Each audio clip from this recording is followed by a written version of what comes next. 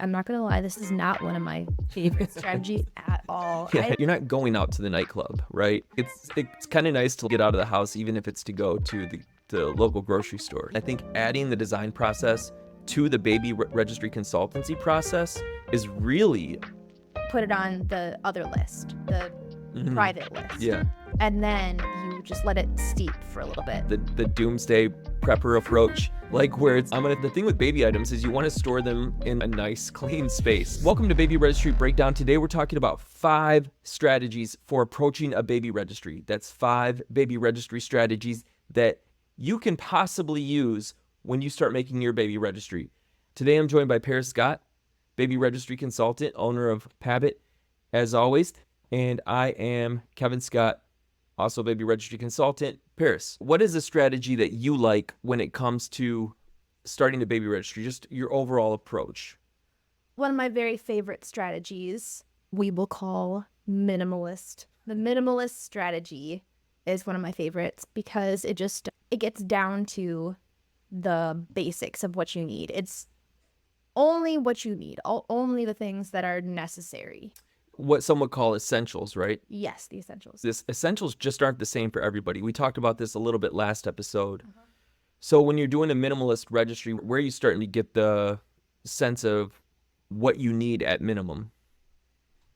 You can look at your lifestyle. I know when I'm looking at creating a very minimalist registry, one of the first things I'm looking at is what are those big decisions you're making around childcare? And that really has to do with whether or not you're breastfeeding, and maybe what your strategies are going to be around sleep in the early months, and also childcare outside the home. Those are 3 big things, because I think those are really going to affect what's essential to you. Obviously, like you said, too, lifestyle, and that really is more looking at like how mobile you are, because if you're someone who's staying at home all the time, that's a big difference from someone who's out and about all the time. If you are going to the restaurants and out shopping or out in urban areas, or if you're backpacking or camping or doing things more out in nature, those are 2 different kinds of out and about.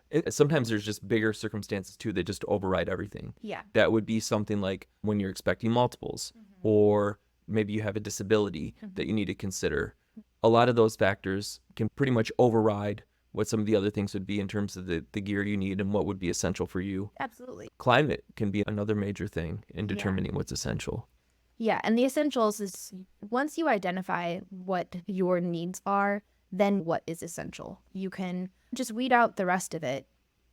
The fact that essentials aren't the same for everybody is what makes a lot of those Pinterest, those blog checklists problematic, because it can really be far off from where you are, depending on your circumstances and your approach.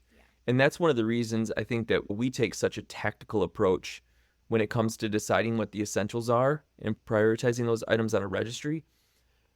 You do need to dig a little bit deeper to see actually truly what is essential for you, but it can give you just a rough idea as a starting point. Another thing, when it comes to a minimalist registry, when it comes to the essentials, when you find out what those are, when baby arrives, you might find that something that you didn't think was essential, it turns out that it might actually be for you. Right.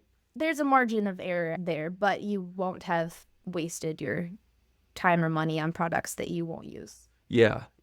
I think it's okay if you just have to quick online order some things that are going to help you out with your process. I think it's a lot more difficult when you're having to head back to the store or having a lot of big boxes picked up at your house and make like major exchanges on the core items. I think that's a big difference. Yeah. The minimalist isn't really necessarily what our main approach would be to a baby registry. It is how you approached our twin registry for the most part. With a combination of the next category, which is performance. Performance is the second category. And this is the one that we probably lean to the most when we're consulting. Although it may, depending on your circumstances, it may involve a mix of these other categories. And that really just depends on, like I said, your circumstances and your goals for your registry and your baby gear. Definitely not one size fits all.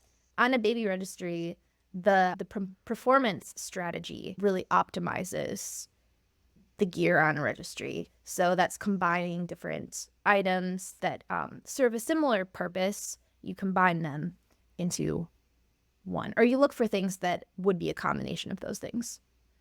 Okay, so you're looking for items that maybe serve multiple purposes? Yes, exactly. Serve multiple purposes. See, when I think of performance overall, though, I'm thinking, does it work well for me? That's the main question you're trying to answer. Does it work well for me? For instance, if you're out on the trail a lot, it would be that jogging stroller that's just like maneuverable and can take different terrain. It would be something like that versus Lightweight. yeah, versus like maybe a luxury option or a budget option if those are your priorities in terms of a strategy. Performance is not as much about price, not as much about status. Yeah, and also does it line up with my future goals? Like maybe you want to have multiple kids. Maybe you intend to have a large family or at least one more after the first. Does this stroller work long term? Is it an option that will grow with you? Yeah. The reason that we have performance so often as like the centerpiece of a lot of our strategies, even though it might combine luxury, even though it may combine budget, even though it may combine minimalism, when it actually comes down to it in day-to-day life with your baby, you end up wanting performance. So it's like you have to start with performance to be happy in the long run, but also maybe achieve some other goals that you want to create with your baby year planning. Yeah. Ultimately, if you get something that's budget and it doesn't perform, that's going to be something you're not happy with. Yes. Yeah. We look at so many baby products on a daily basis, so many new things coming out that we're reviewing. Performance, I think, is always one of the main things that we're looking at. Absolutely. Yeah. Performance and value are right there, but value may not necessarily be a goal. It may just be like, I can do whatever I want here. I just want the best for my baby. And then you're really looking at maybe some other metrics beyond performance. So performance is optimizing around care. Yeah. What are some products that you really are looking at closely when it comes to performance? There's just a big difference in how well the product's going to do. I would say one of them is bottles, but as we know, you don't get to necessarily choose that, unfortunately. But there are some bottles that are leaps and bounds above the rest, and it's clear. Sure. But you don't necessarily get to choose that. Aside from bottles, another one we look for performance-wise is strollers. Yeah. Strollers, we really look into strollers. There's all different kinds, everything under the sun, every price point. But they're not all right for everyone, and they all do different things. It just matters what's important for you. And that goes for both strollers and wagons and, everything in between there. I think performance is where your lifestyle really comes in because especially when you think about travel systems, one of the biggest questions is, what type of car seat? Do you go for a rear-facing only infant car seat? Do you go for an all-in-one car seat? If you're going for an all-in-one, then you're giving up some things that you would get with the carrier in the infant car seat. If you go with an infant car seat, obviously, then you're looking at a new car seat pretty soon down the road, no pun intended. It's not just the performance of the item, it's the performance of the type of item that you're putting on there. Yeah. I know with diaper bags, it's also a huge thing, but with diaper bags, it's a little bit challenging on our end because it's such a personal item. There's infinite amounts. There's so many infinite options. Kinds. You can use bags that aren't even intended to be a diaper bag as a diaper bag. It goes beyond the baby aisle, Yeah, that's a personal item, but that also, you really need to look at performance when it comes to those things and what's necessary for you. Yeah. Even with the car seats, like a lot of the features, best car seat is one that fits the child, both physically in terms of development, and that the parent can use properly and install properly. Sometimes introducing some features can make it more difficult to do that last part. It's not always about just price and features and luxury when it comes to an item like that. Sometimes it's just about how well does this one work in terms of your own capabilities in that particular instance around installation. How well do these things work for you? When we're talking to expecting parents, we have to really listen close to what they're saying because there might be some things in there that would tip us off to something maybe not working as well for them. If a person has a very hurried personality, then that might mean you want to make different choices than someone who's like a careful planner and methodical. Different things are going to work for them. The amount of products that are out there are so vast that you're going to be able to find something. And I think that's one mistake too that a lot of expecting parents make is they start hearing about the same products. Maybe someone has a bigger advertising budget. Maybe something's just a hot, trendy item. They start thinking that's the option when there's really all these other options. Like you wouldn't even believe it once you get into it, how particular you can be about meeting a specific need that you have. Yep. Absolutely. Baby gear is not just a one-size-fits-all kind of thing. It's very specific to you. The same things aren't going to be perfect for everyone. Yeah, it's performance matters a lot. Yeah, because that's really the funny thing, because we'll hear someone say, what do you think about this? And it'll be like a specific product, a specific model, brand name, everything. And we're thinking like, oh my gosh, let me ask a few questions and I can give you like something that's so much better that you probably never heard of. Yeah. The next strategy that we have here is the shopper strategy. And this is when you're just like, okay, I'm buying whatever I like, whenever I want. To me, this strategy is best when you have the resources and you have the support and you're okay with maybe overbuying a little bit. Yeah. This is not, I'm not going to lie, this is not one of my favorite strategies at all. Yeah, I know really you don't like this strategy at all. But a lot of people end up going this route. Yeah. And it works for some and not for others, for a lot of the same reasons that Kevin just said. Just, you need a lot of support. It looks good, but it's not working, and it becomes a bigger problem. Especially for first-time parents, they're going for, okay, does this style fit with my style? This is something that I like. I like the look of this. Right. It is trendy. It's a hot item. I've heard of this name brand before. And that's not, in my opinion, the best way to go about it, but it is a way that people do things sometimes. You're probably going to be okay. Yeah. You'll have the thing, you know? Yeah. A lot of times what we'll see in this situation is someone gets something, they use it once, and then they're ready to either return it or just buy something new. Yeah. Sometimes it works out great, though, and they swear by it. It can go either way. I think the main thing with the shopping strategy, you're leaving a lot to chance. Normally wouldn't use that strategy. It would be like, okay, here's a registry. Here's some things that are going to work for you. And then now you can go shopping and you can add those items. Yeah. Go for it by all means. But there's a reason that we're not recommending it. On the other hand, as designers, we do still value style and design very much. Form and function. Yeah, we're not looking for the ugliest things out there. Being a mom, being a dad, being whoever you are. Yeah. Look good, feel good.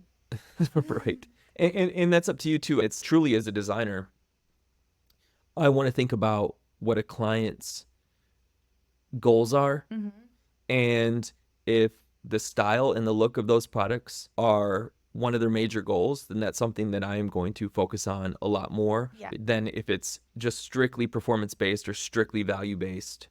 Those are just the questions I have to ask. And that just goes with the design process. And I think that's one of the most helpful things about bringing the design process into baby registry consulting. That's really a difference, I think, in what we're doing than a lot of baby registry consultants, because we're really looking at the form and the function of those items and how well they match up to the lifestyle through the design process. I think adding the design process to the baby registry consultancy process is really an unlock in terms of how well this works.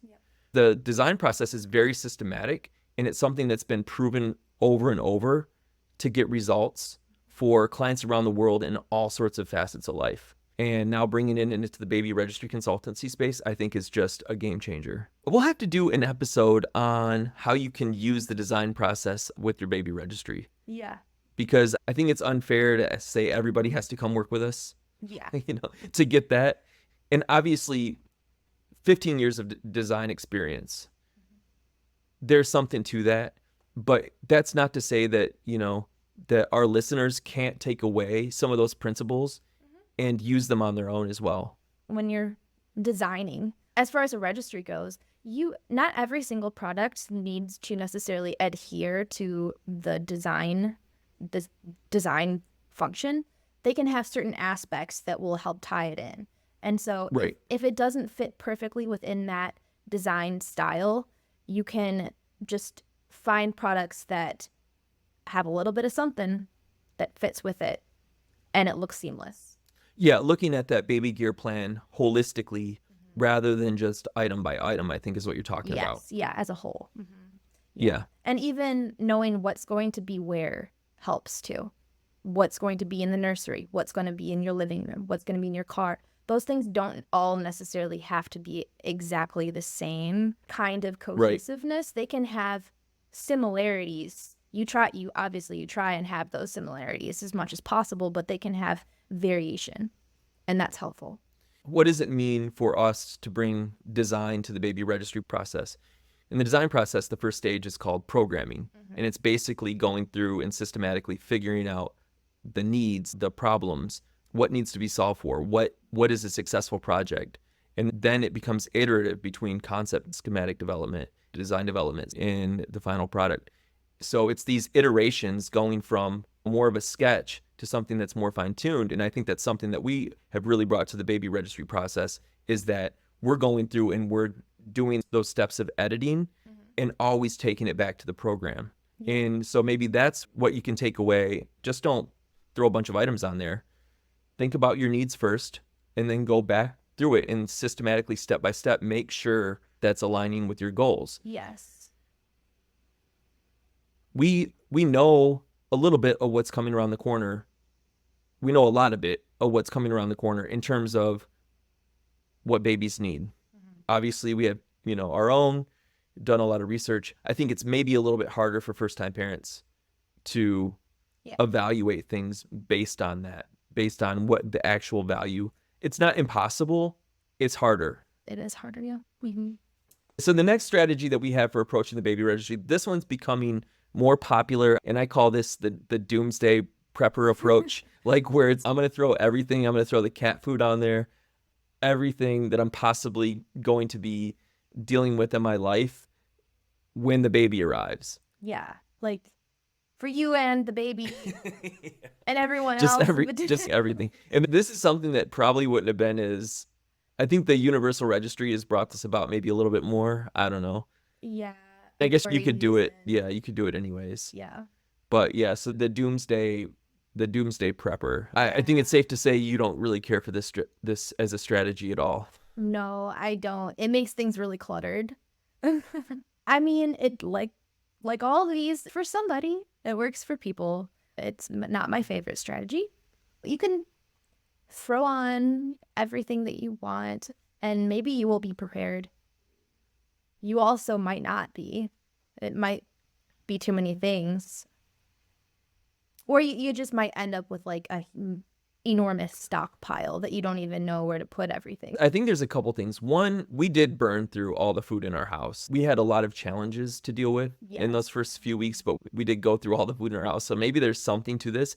You're not going out to the nightclub, right? It's kind of nice to get out of the house, even if it's to go to the local grocery store. It seems sad, but like there's just so much going on and you have to pick and choose. Honestly, chances are you're going to be so sleep deprived and overwhelmed that all you really want is just like to step outside and see people for a second and barely interact with them and then go home. Yeah. You feel recharged. Right. Yeah. It's bizarre, but we lived in the city, and that walk from our apartment to the little like market, bodega. Well, not even the bodega, like that was a little bit closer, but like the neighborhood market that was like a block and a half down just felt like the biggest relief ever, to just be able to like take a nice walk in the sunshine without holding a baby or feeding a baby or like trying to rock a baby to sleep, which seems like when you have twins especially seems like your whole life at that time. So it's some sunshine, a little walk to the store. I wouldn't have wanted to had everything. No. You're right. Maybe in the suburbs where you have a space to store things and like you can get outside into the backyard, it's maybe a little bit more. But the danger you run into with the Doomsday prepper approach is that you risk getting cat food for not getting something for baby. And then again, just like with the shopper, you just need to have the means to fill in all those gaps. Or like end up not even realize that certain things are the same thing. Just they look so different and then they might be called different things. Like or a bouncer rocker Mm-hmm. and a swing are essentially the same thing. One of them, it goes by itself, and the other one actually also goes by itself when the baby's old enough. They bounce and rock by themselves. But you can also use your foot or your hand or whatever. Those are pretty much the same thing. So you might not want both of those things. Some Mm-hmm. people register for both of them, but things like that. If you have a lot of things like that, also the big bouncer and the activity center, those are very similar. The kick and play piano and a playmat Mm-hmm. are pretty close to the same thing. There might be one area where this does make sense, and that is combining it with the minimalist registry. We took the minimalist combined with the performance approach. However, we still ended up with a lot of things that we didn't use.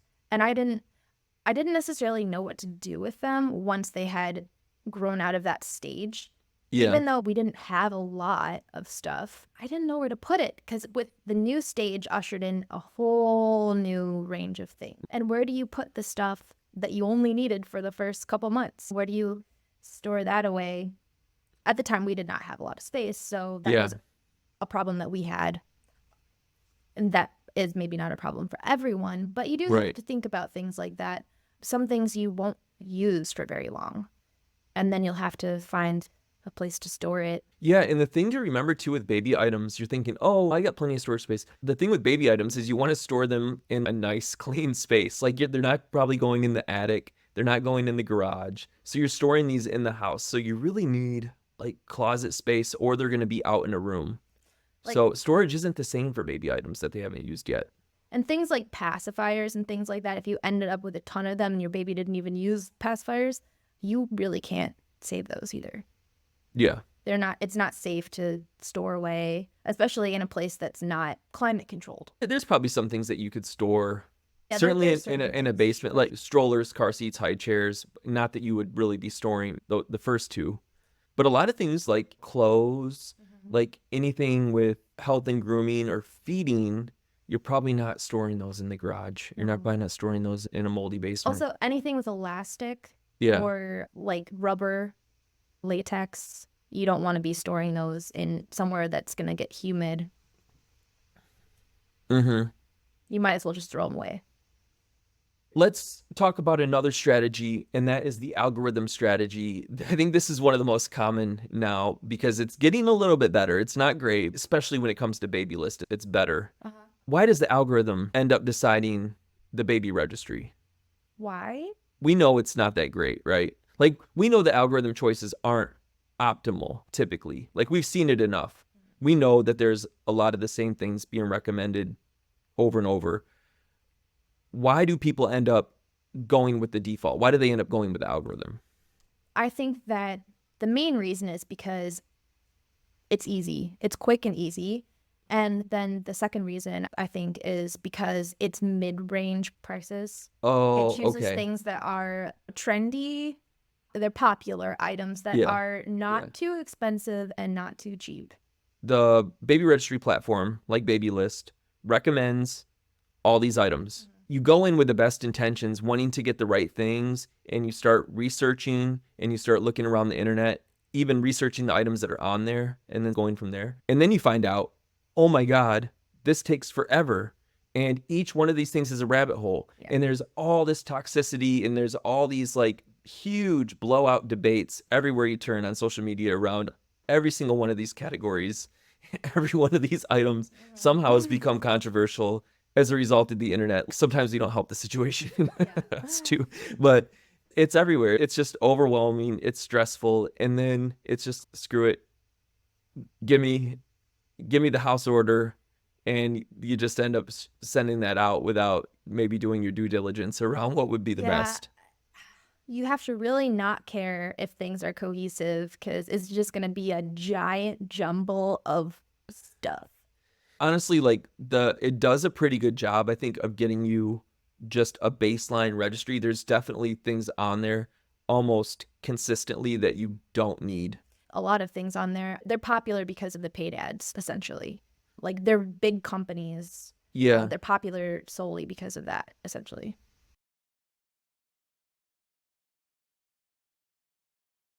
It's hard to say. Like, it's very opaque how they end up on the list. If you're on Amazon and you're going with their recommendation, I mean, Could be sponsored. they could be sponsored, but also they could be outdated because they're going by the most popular, and that might be the one that has the most 5-star reviews. However, it might be an outdated product and there's newer, better versions of it. And you wouldn't know because you didn't look. Oh, that there's like the older models coming up on that? Yeah. Huh. Yeah. You can, like things that are recommended, it's the most popular. Right. That's because it's older. It's the older version. People liked it. There's nothing wrong with that, but it's just not the newest version. The new version might have more features. There might be fixes or it's compatible with other newer products. It's just, in my opinion, it's important to look into each product before you put it on your registry, but an algorithm registry would still work. You just made me think of something too. We're looking at dozens of products every day. We've looked at thousands and thousands of baby products. You'd think we'd seen everything by now. But it just reminds me that with the internet and online shopping, how specific you can be to match to those needs versus if you just went into Target, like you wouldn't even find the best diaper rash cream. Yeah. Like now you would, but because the best one is gone. Oh, that's right. All right. All right, Keith Pallet.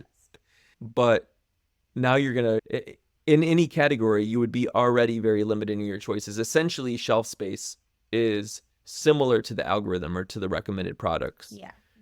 The cool thing, like we have such a luxury in this day and age, is that you can, with a universal registry, plus the fact that you can find all of these other options, that means that you can really be specific about finding the product that meets your needs.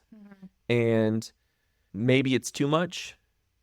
That's a philosophical question. I think when it comes to just on the registry consultant side, it can make working with a consultant more valuable now because they're going to have seen those products. And if you were just looking for someone to do that, say even within an in-store baby registry consultant, they're not looking at it the same way. They don't have that broad exposure to products and the ability to pick anything out like someone who's independent. Yeah. I think that is just another just huge thing for expecting parents to have someone to work with that could be that specific about finding the exact right product among so many thousands of options. You never get that shopping at a store. No. They're only going to have so much shelf space. But where we are now, it's pretty incredible what you can do. So the algorithm is the complete opposite of that. The algorithm is telling you, you get this. Yeah. And it's up to you to switch it out, right? Yep. This is your baby registry. Now fix it. Here's a universal middle of the road. Right. We don't use this at all. We're starting every baby registry that we put together from complete scratch. Yeah. I mean, it's just not useful. We know what the categories needs to are go on there. right. So you're going to get burp cloths and you're going to get bottles and this and that. Yeah. We have our checklist that we go through. Yeah. And then if something is on that checklist that doesn't make sense for that particular person, maybe based on where you live, based on how you live, then we consciously know that's not going on there despite the fact that it's on the checklist. We also know each category inside and out. It would be a waste of time for us to try to use the algorithm. Yeah. Plus, we go into it knowing what your style is. That's how we go about it, is all of these things combined: lifestyle, all the things, and your style. Yeah. I'll check out what is being recommended sometimes based on like different answers, more for like exposure. I just want to make sure there's not something in there that like I haven't seen before. Oh, absolutely. Make sure that we're up to date on items. Yeah. It's important. I think typically though, like there might be some overlap just because they pull out such popular products in the algorithm. Yeah. There's probably going to be more popular for a reason. I think, especially in terms of those performance items that you were talking about, a stroller, high chair, travel system, diaper bag, obviously. it's not going to be what the algorithm recommends pretty much ever. So from my standpoint, you make sure you have the essentials covered. Step one is you figure out what your essentials are. Step two, you make sure you have those covered. 3, then you have some freedom to build on top of that. And if you're exhausted, if you're stressed out by the whole process, like, then you can stop there. And I think that's better than just taking somebody else's default picks or going through 100 listicles of items that I wish I hadn't registered for, or I wish I had registered for, or that every new parent needs. Those will drive you crazy. But if you can figure out what your essentials are and then go find them, then you'll know you're at least good on that. So I think it's a really good approach if you're doing your own registry. Yeah. Today we covered 5 baby registry strategies that we see a lot among people that we know, that we see people on social media that they've utilized, some that we utilize.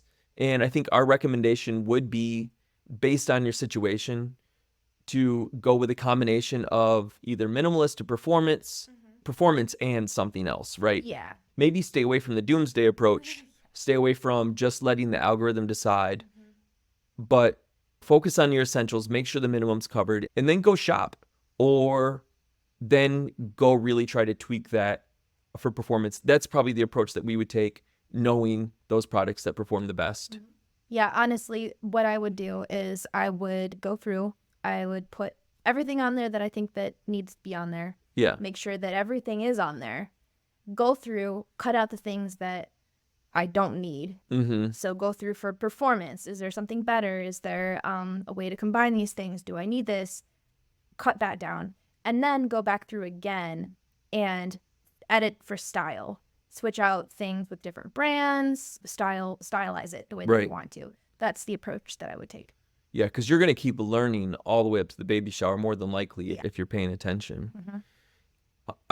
Editing is everything, really. Yeah. Get your rough draft down and then edit. Don't worry about getting it right the first time over. Just worry about getting the stuff on it. So how do you go about, can you just talk a little bit about like actual like technique? Say you're editing a baby list registry and it's an item that you're unsure about and you're talking about keeping those essentials there. Like, what do you do with the item? How do you keep all that organized?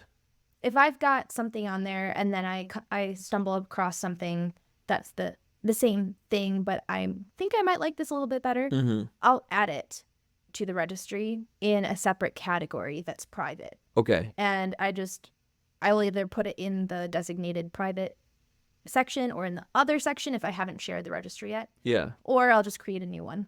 So you just keep those items in a private category on deck. Yeah, because away from your number one pick at the time. Yeah, and then when I go back, when I'm done with what I'm doing, it might be a few days later, who knows, I'll go back through and I will make a decision. Yeah. I don't keep both of them. I make a decision. And a lot of times you're like just continuing to gather information on those items to know which one is going to actually be the best for that situation. Yeah. If I was somebody who was learning about a product for the first time, sure, I would not add every single thing that I see on there. What I am talking about is you've already made a decision on a product. You've done research on that particular thing. Let's say it's baby wrap, baby carrier. I like this one. You've done your research. You think that you like that one. So you add that one, and then you see one that one, I might like that one better, actually. I'm going back and forth. I'm not sure. So you put it on the other list, the private list. Yeah. And then you just let it steep for a little bit. Let it sit and make a decision. That's actually a really cool thing to learn in terms of like how you're approaching it, how you're organizing it, because I think that really makes the difference when you're planning your baby registry. Maybe there's 60 to 75 items. Keeping all of those organized in your head is very difficult.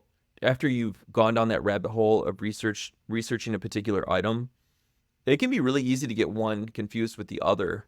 Yeah. Unless you're keeping it organized like that. So I really like that tip.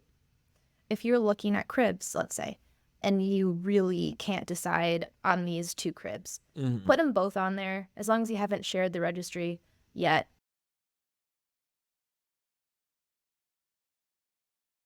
put them both on there and then let it steep. So they're just sitting right next to each other. I think if that's the only difference that I would change is if you really can't make a decision on one, you'll still have to make a decision. You'll have to choose one of them, but put them right next to each other. That's fine too.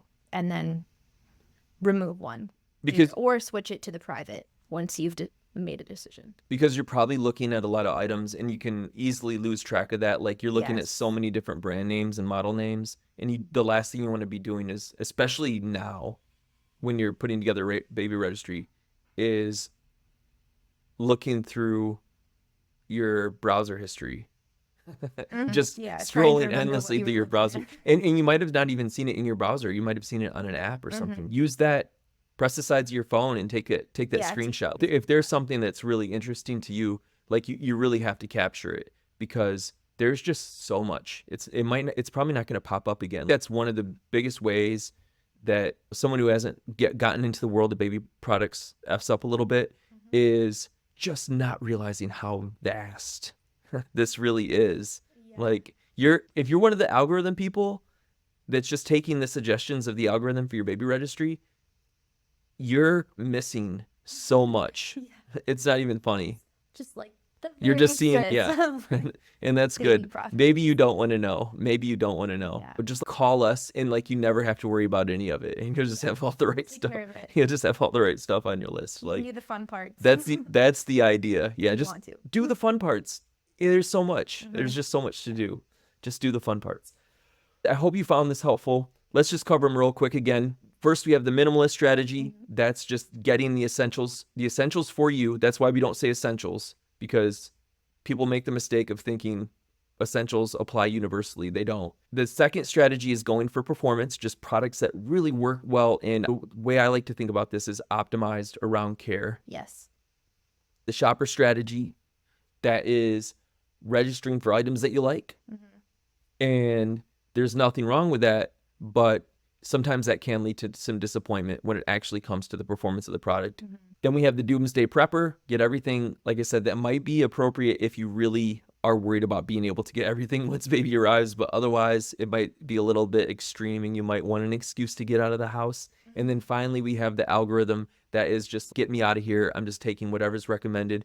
And I think that's an okay approach, but if it was me, I would just call us up and have it done way better than what the computer algorithm. It would be worth it for the frustration that would cause. Those are your 5 main baby registry strategies. If you have a different one, leave a comment on YouTube or let us know on social media. Hit me up with a text. You do any one of those things. We're easy to get a hold of. We'll see you again next week.